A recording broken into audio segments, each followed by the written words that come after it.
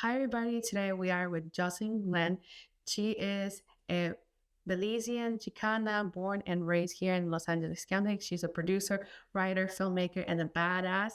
So thank you so much. I am so happy to have you here. Yes. I'm so excited for this conversation. And I don't know, just to, talk about a little bit more about your experience, your work, and everything. So now it's an honor having you here.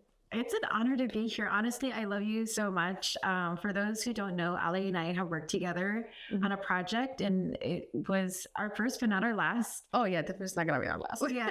And the thing is, it was so fun getting to see you in your element, too. And just you being the badass, too. Oh, thank you. A labor of love, and obviously it had to happen. Yeah, it had to happen. I think, when we met, we always said, we have to work together. And I think that was a project for it. Yeah. You know what I mean? I feel like I never felt so much seen as a producer, in another producer. So it was so nice. So thank you so much. Yeah. But today I'm going to talk about you.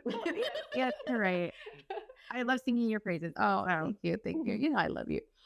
So I wanted to first talk, how was for you growing up here as a Belizean Chicana? How was that intersection for you? Because I know here in LA, there is Central Americans, but the community of Belizeans is not very big. You know what I mean? Yeah. So tell me how it was for you growing up and kind of getting to know that part of your identity, being Belizean, being Chicana, and kind of navigating those aspects. Yeah, definitely. Well, I always knew my dad was from Belize. And I always knew that he was Black, so when people say oh, I don't see color, it's bitch, I've always seen color. We're a very colorful household.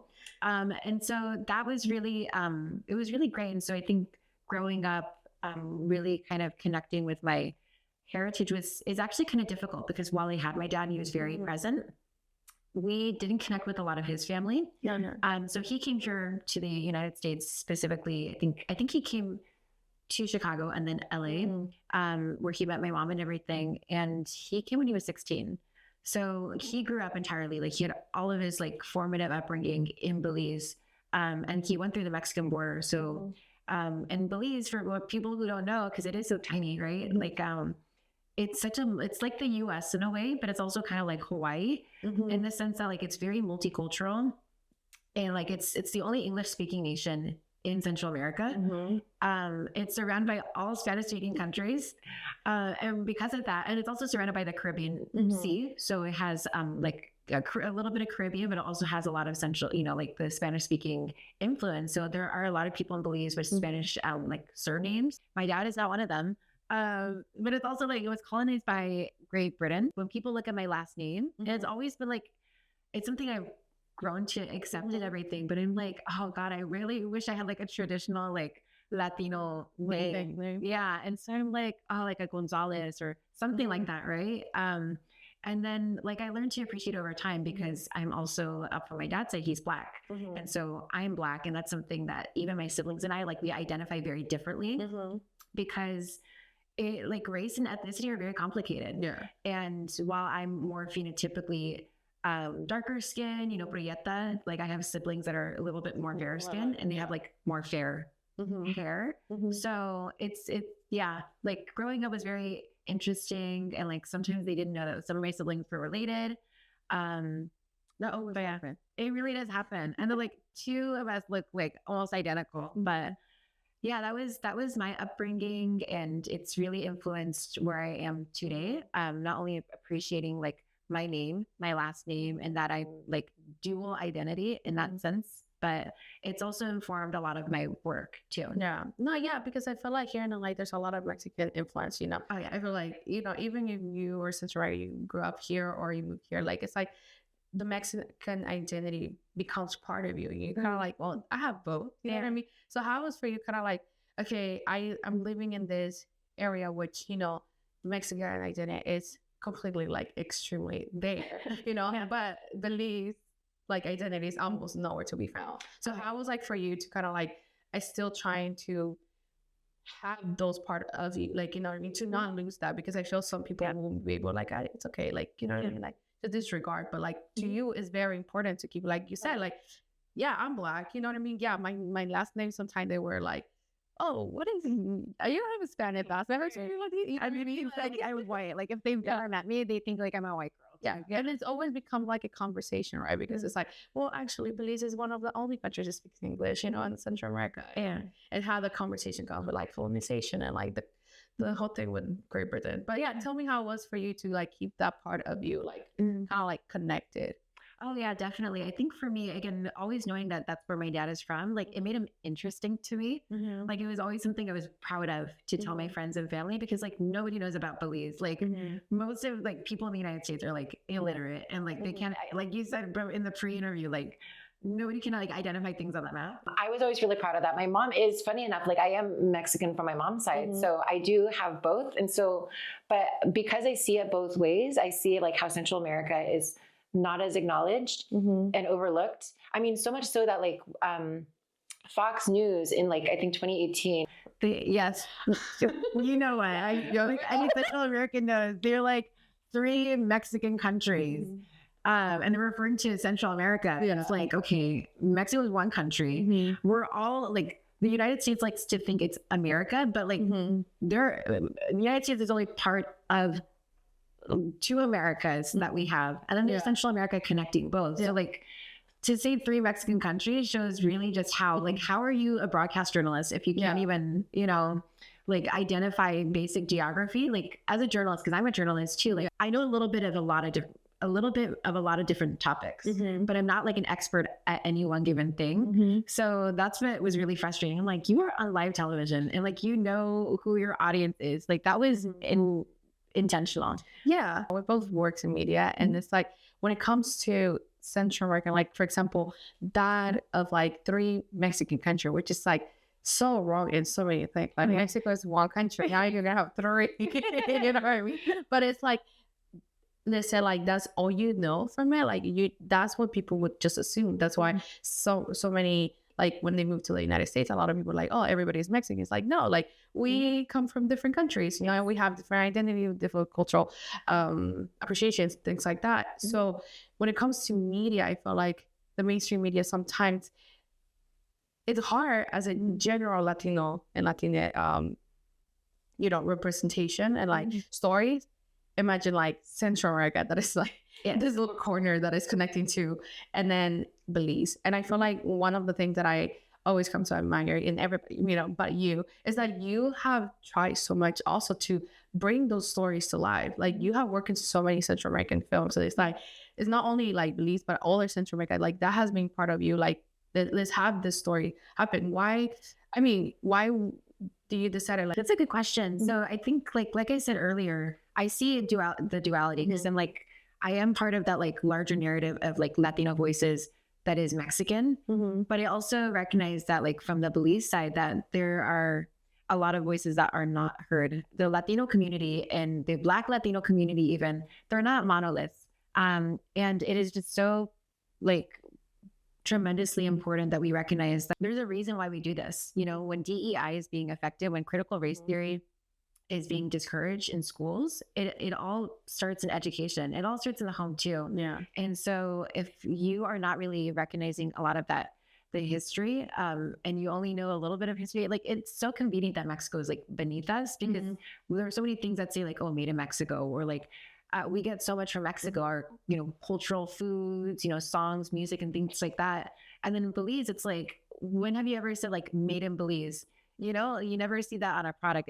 And if people think of Belize, it's only like a travel destination, like I'll get married here, because it is like Hawaii in the sense that it's like a tourist country. And so it's just, for me, for media in particular, I think it's, I try to see it from like where the system is and what the system has encouraged, and then call it out. I'm really good at calling people out. Yeah.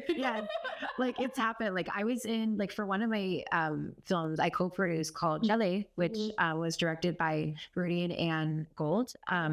Rudy is Salvadorian, and then Ann is Chinese, and they co-directed it together. But we were doing audition. Rudy, it was really important for him to have the mom be Salvi, because he's Salvi. And then the little boy can be like whatever, as long as she looked like the mom and is a good actor. But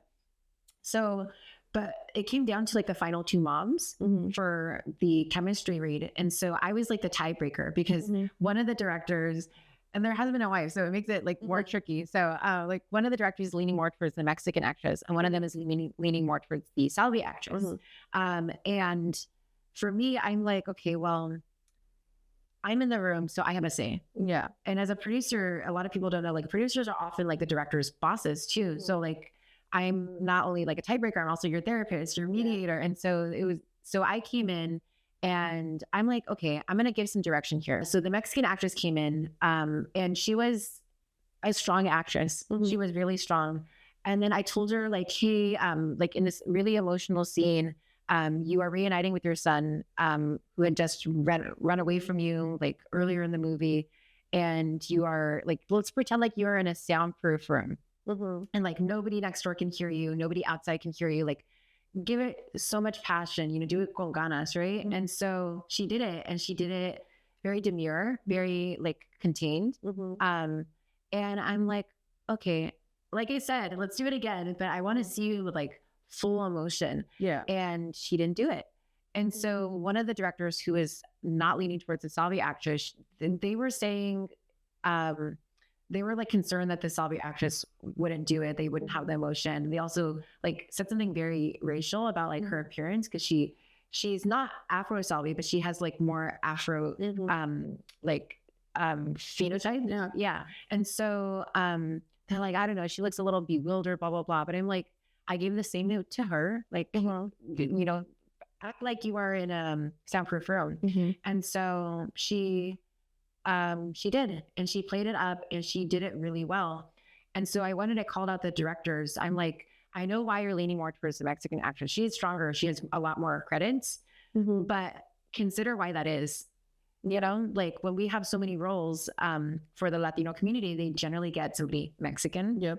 And that deters somebody who's say Central American or an Caribeño from actually getting work. So yeah, and it's the same thing if you say, you know, for the white community. It's like if you prioritize hiring or bringing on a white cast and crew, it's like taking roles from people who could also have more opportunities if they just get the one. They just need the one. And because we did eventually choose the Salvi actress because of, you know, of my input. And I eventually worked with her on a few other projects, and I've seen her in some of my other friends' projects, like my friend Armando Ibanez. He had her in Hola Santiago, and she was in there, and I'm like, oh, Arali, she looks great, and she's big in the theater scene, like Teatro Calo and all of that. So I think her theater performance and her being like an actual mom really played into the experience, but I had to be the one to push for that. Yeah. But I think like, you know, having that input, you know, when we talk about film and media, and it's like we're in the casting room, you see so many people like from all backgrounds. And I think for me, when I watch this film, that even, let's say if the film says like, oh, it is inspired by a Central American story, like I want to hear my accent. Yeah. I want to feel at home, because that's what I recognize as home. You know what I mean? And because these stories are not often like put in media, like, you know, it's hard to even find them. You know what I mean? So like having for someone to watch a film, like you want to feel like that whoever is in that region feel connected and feel seen.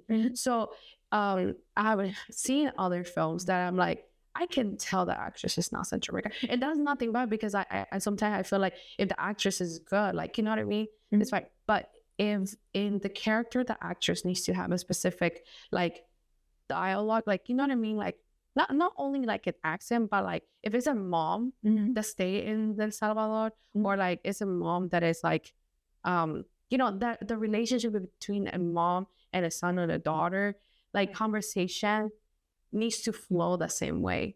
And when there's no, like, there's a disconnect of cultural, like how those cultural like relationship are, like you can feel it. So I feel like in that sense, like putting those points, you know what I mean? Like even in casting and media, how you know, people write stories about Central America or any other like area. It's like, you also need to think about like, this is not just a story, like it's also like you're representing a bunch of people, you know what I mean? It's like, how can see the potential, give more jobs to other people, so we can have a more overall representation of Latina like film, Latina media, because it's like you said, we have this overall, right? We know that for years, the Mexican diaspora and like, you know, actor has been the highest, and because that proximity to the location too.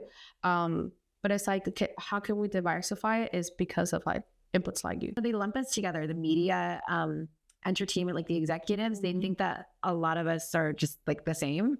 They don't even think that in mind. They don't put that in mind. So when they have a movie with like Latino leads, or it's a Latino led movie or something, they just think like, oh, we'll just throw like any Latino actor. And then like seeing like, as you know, like the casting directors and how they talk about it, they're like, oh yeah, we want like Latino or like brown skin Latino, blah, blah, blah, whatever. But like, it's never particular. And this specificity really matters to me. Yeah. So like the accent, because the fact that they don't have us in mind to begin with, let alone like the nuances of like different types of Latinos, shows that there's not a lot of intentionality. There's a lot of, okay, let's cut the corner of like, okay, we'll have America Ferrera play a Mexican in Ugly Betty, which no shade to Ugly Betty. It's actually one of my favorite TV shows, like my top 5. There's a Colombiana in One Day at a Time, and she, like, the family's supposed to be Cuban.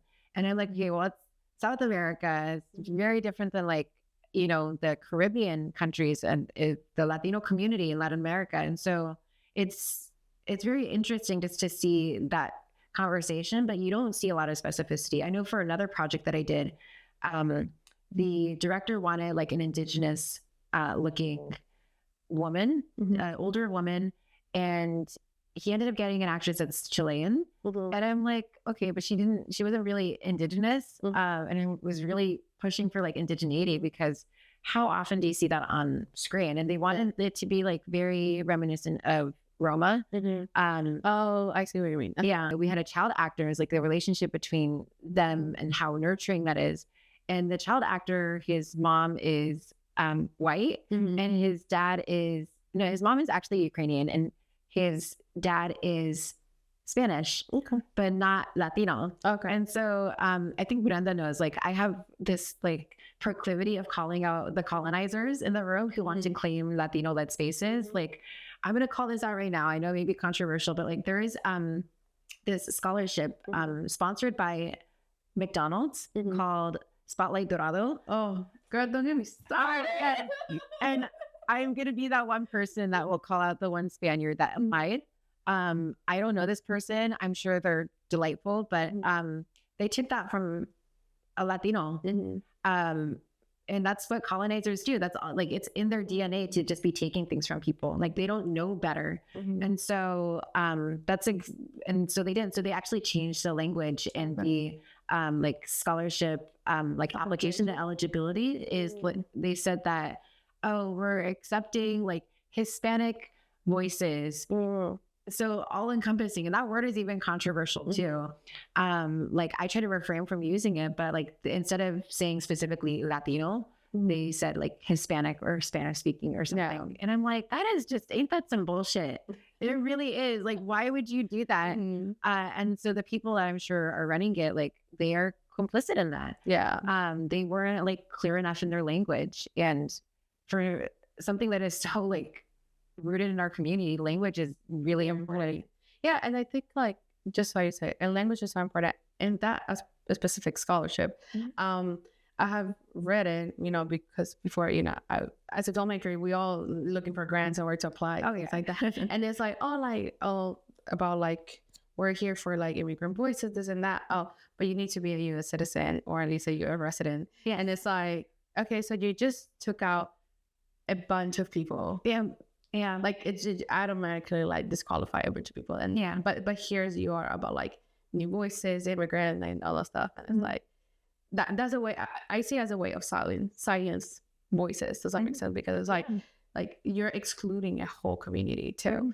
And I feel like talking about like language and how important, I think that you also focus a lot on like queer and trans stories, right? And I think like that's another layer to like being Central American, being Black, being like trans, being queer. And it's like those stories, I feel like it's from like top of bottom. It's like the more you go in all this layer, the less stories are, because of the country's transphobia laws and how everything is. So like, how for you has been so important to bring those two, because it's like at the same time, it's not only being like Belizean and like Black and like bringing like a Central American story, but also like, okay, but like Central American stories are also trans stories, not also like LGBT stories. Like it's not only a story about gangs, and not only a story about like migration. You know what I mean? It's also resilient. It's also joy. Yeah, that one that we worked on. Yeah, I love that. And then you know. But it's also like all those things that brings happiness. So like, tell me about that, because it's like sometimes I feel like, and you know, in the Latino community, and the very mainstream media, you know how they are. Right. So like in independent media, we'll try while we want in the mainstream media. Yeah. So it's like, I know it's a process, but tell me how like you as a trans woman, Belizean, Chicana, and like bringing this story to life, how has it been for you? It's difficult, especially because for all of those different like layers and niche like identities, they're still so underrepresented. So like I'm fighting against the current. It seems like I'm never winning. And then the grants, like you said, they're so restrictive and so specific with what they're looking for. And so I just like navigate, at least lately, the past years, I've been, and I've told you this, like I've just been navigating things like a mediocre white guy, like what a Spaniard or like European or European American. People just say white Americans and they think like, oh, American, they just think white. And I'm like, that is like very anti-nativist. That is just me saying that, like, has nothing to do with my response, but but seriously, I operate kind of like that, where I'm like, I am going to take up space. Yeah, I am going to interrupt you back because you clearly want to take up my voice, and I'm not going to be erased. And so and again, like I said, it starts with the policy, it starts with education, and so you're not going to reach these people, especially in your home countries, that are very homophobic and transphobic, if you don't just do it. You know, like you will reach out, you'll change some people's minds, and it's not going to change them by the masses because, you know, they're seen as small projects. They don't reach the light of day, but they are big enough to anybody that watches it, whether they are from Central America or not, that they, you know, I'm not going to say any representation is good representation. Like you can do like very bad Central American stories. Yeah. And like, so, representation. Yes. Yeah. Like Emilia Perez. Oh, okay. Then we're not going to go there. But wait, the talk is going to become 2 hours? The reactions. Yes. No, because I was going to be honest.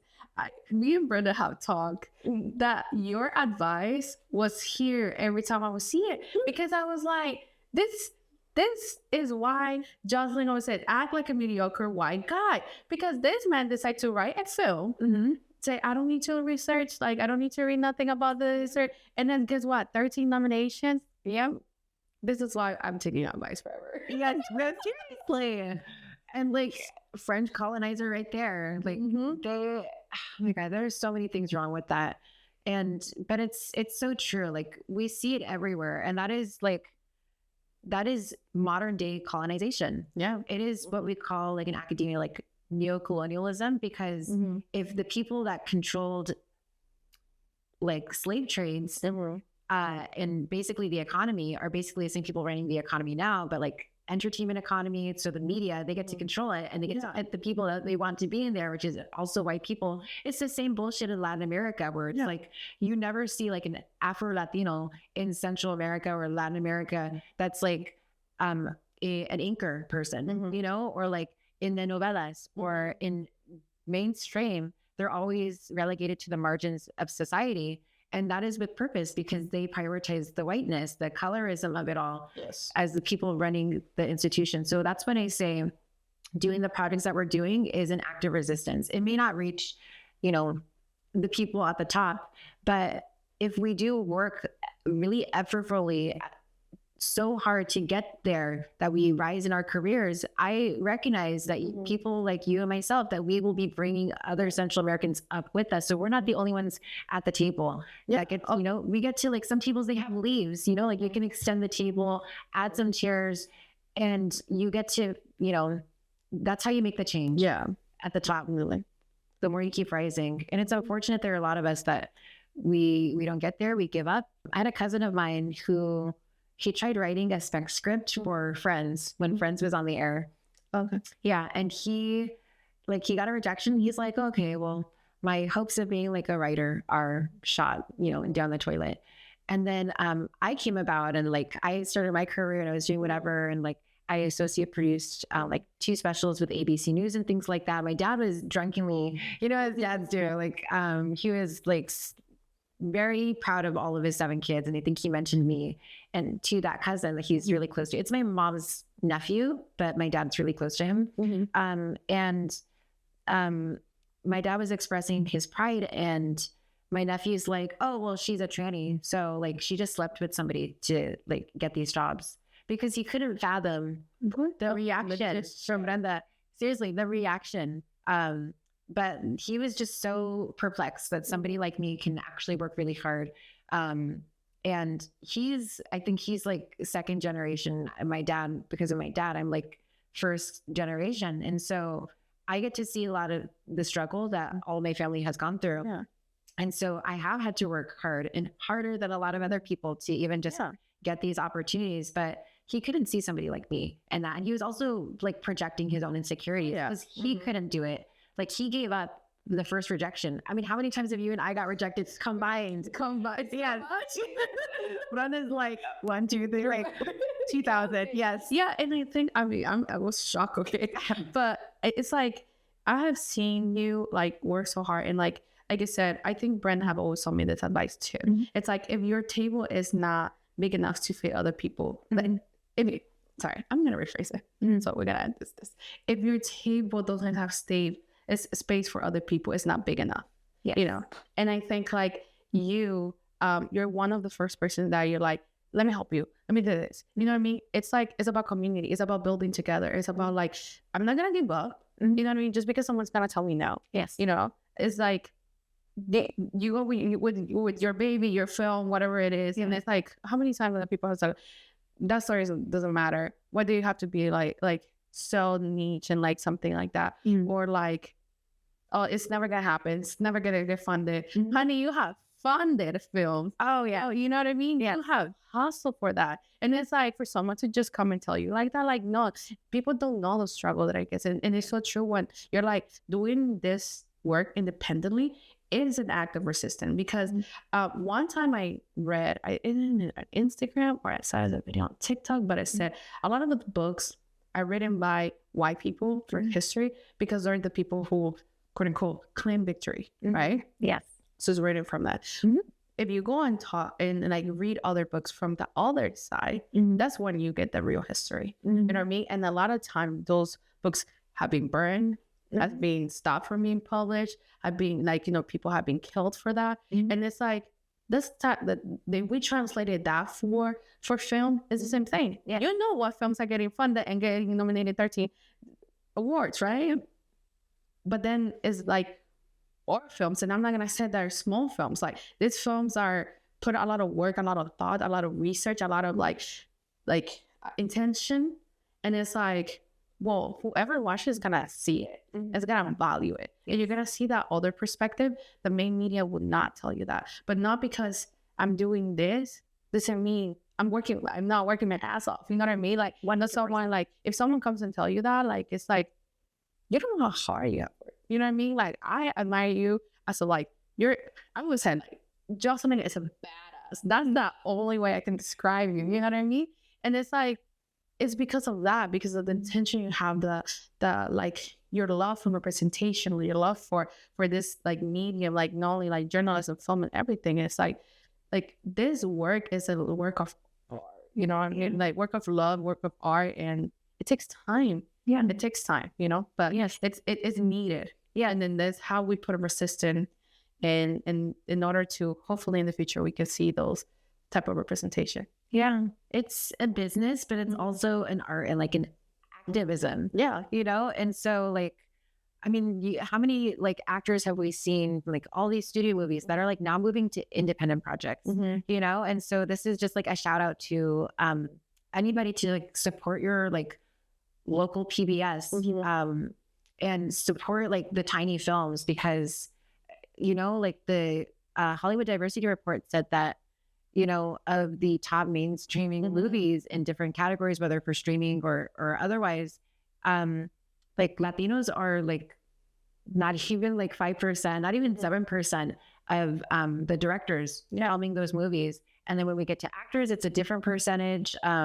But it changes every year. And when you shut down programs like DEI, you're actually shutting down the possibility for us to really fight back against like, I don't know, it really prevents us from getting those reparations. You know, when you say that like book burnings that really showed our history, it's like, the government is doing just that right now. Yeah. And it's not just books, but it is also like cinema too. Yes. And so definitely support your local projects. How are we going to get those big projects, those studio ones, and change the studio from within if like nobody's backing up our crowdfunding? Like I've crowdfunded so many times, as you know, like it raised over $110,000. It's very difficult. I wish that like money was I don't know, like I wish I was like a down payment for a house, but like I took like for all of those projects, that was like at least a dozen projects. I didn't get paid at all. I did it like, I was just everybody's mama bear to make sure that everybody, cast and crew, felt supported. And on those bigger budget projects, when there's bigger crews, bigger teams, it's like infinitesimally more difficult to like look out for the small guy when you are like on your throne, you know? And I don't know, like there's just more stakes involved the higher you go and the bigger team. So it's just really, when it is smaller and everything is more contained, it's just much more intimate and special. And that's the thing that a lot of people don't see when it comes to making films. Films were actually like the thing that we craved during the pandemic, the arts. We wanted more music. We wanted fresh movies and TV shows. And so especially things that you feel represented by, few and far between. So, but the arts really got us through the pandemic. It fuels our economy when we see that our city, LA, is under fire. And I know I saw that episode of yours, but when it's under fire and the industry, like within the past 20 years, has taken a lot of their productions to like Canada or like Michigan or Colorado, where their tax breaks are just better. How are we going to boost our economy and repair LA and repair the largely underserved communities that have been impacted in LA if we don't, you know, do filming here in LA? The projects that you and I do, like Salvi Queen. Yes, I mean, love that music video, but like also came together from the community support. Yeah, exactly. I think like it's all in like the support and the going to film festivals, supporting your local cinemas, and like being there. I mean, I don't know exactly the data, how much, like, because that seems that one of the biggest media consumers is Latinos, you know, and it's like, but we're not represented. His only community is on the support, and honestly, those stories is what you said in the pandemic. That's what we're craving. We're craving art. At the end of the day, society, people can tell you, oh, you know, like a lawyer, or like you could have studied other things and not do a career in media because it is hella hard, and we know it's hella hard. You know what I mean? A lot of times we work for free, and no, because we all matter in society. Y'all go to your house and you turn on the TV and you're looking through like Netflix and other things to find media, you know, to find art, to find something that relaxes while we are creating it. In order to have more, you need to support those who are trying to bring these stories to life. But yeah, I mean, I don't know if you have anything that you wanted to share. I want, before we close this, to tell people where to follow you first. Yeah. Well, firstly, you can follow me on Instagram at funky.nurd. And lastly, I want to say, I would be remiss if I didn't mention my grandmother who raised me, my dad's mom from Belize. She was supposed to die when she was like 7. She had like a congenital heart condition. And yeah, she had multiple kids. We have a big family. I have so many siblings. My mom is the youngest of 7. My mom's dad is the youngest of 16. My dad is among several siblings too. My grandma who raised me, my grandma Maeve's short for Mabel, she was the oldest of 7, and she had multiple kids, which put strain on the heart. And yet she survived all of that. She defied the odds. And, you know, she was like, she had been raped at one point, And she had a kid with special needs. That's how my dad met my mom. My mom's twin brother had special needs. But ultimately, my grandma went on to live to be 67 years old. And I'm so glad I got to share at least 10 years of my life with her, because she was like my mom. And that was a big loss for me. That was like my biggest tie to Belize, other than my dad and my uncle that lived with us who had special needs. She was my like main mode of representation. That in a world where you see so much like negativity and pessimism and like the real bad guys of the world, she was the most graceful person I knew. Like, I knew it was possible that people can just be genuinely good. She was like a true Cinderella story. She was there at all the time that I got to witness that, you know. It felt like a true honor just to bear witness to like what feels like a lost kind of thing these days. So when I was a younger little Black and brown kid, I not only wanted to be a woman when I grew up, but I wanted to be a lady. And it was because of her. She was my role model. And I don't think my grandma ever quite realized just how much I looked up to her and how the person I most wanted to be was like her. And that is my central tie to my Central American roots, my grandma. And with that, I'm so happy to have been on the show with you and to share that part of my identity. It generally gets overlooked. And so thank you for making it seen and visible. Well, no, thank you for being here. It's honestly an honor. And thank you for sharing also a story about your grandma. Thank you. Thank you.